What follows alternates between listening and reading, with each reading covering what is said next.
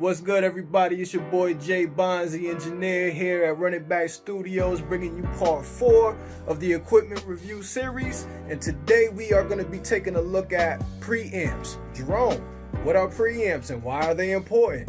Great question. Preamps is what powers your studio condenser microphones. Condenser microphones need a special 48 voltage of power known as phantom power to operate.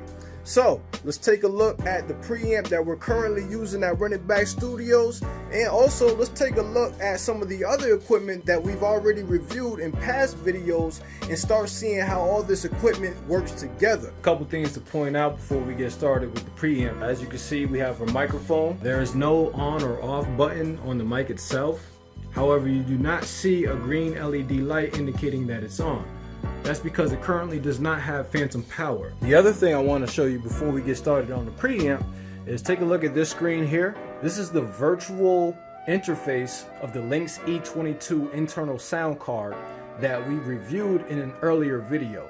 This is how you control and monitor your levels. And if we take a closer look at the analog 1 signal here, you don't see any activity or metering. And that's because, again, there is no phantom power to the microphone. So let's go ahead and cut that phantom power on our preamp here. The button is in the back. So now let's check out the microphone. And now you see that green light right there. Now let's take a look at our levels on our analog 1 for our microphone. I like to give it the old snap test. And as you can see, we now have a signal. Hopefully that gave you guys an idea of how all this gear works together. Now let's go ahead and take a look at the preamp itself. Feast your eyes on this bad boy. It is a Portico 5017 currently being used at Run It Back Studios. It is made by Rupert Neve. Very reputable, very solid, much longevity brand name within the audio industry. This bad boy does not disappoint and lives up to those standards. First, let's talk about the input options. Of course, we have the mic XLR. We also have 1/4 inch direct input options available. This is your mic gain knob. It also has built-in compression, which is very cool.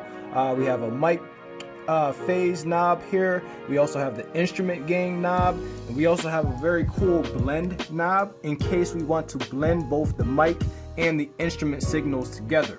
Let's talk about the sound. Let's talk about why the Portico 5017. What does this bring to the table? Well, I'll tell you. Compared to what I was using previously, which is an external USB audio interface, this is the Audient ID14. Not going to spend too much time on this. I like this one too, but in comparison, the sound on this one is just more luxurious. It's rich, it's thick, it's creamy, it's warm, plus it has this cool silk button here. Zoom in, get a closer look on that, and what that does is it adds a vintage, warm, silky saturation to your signal.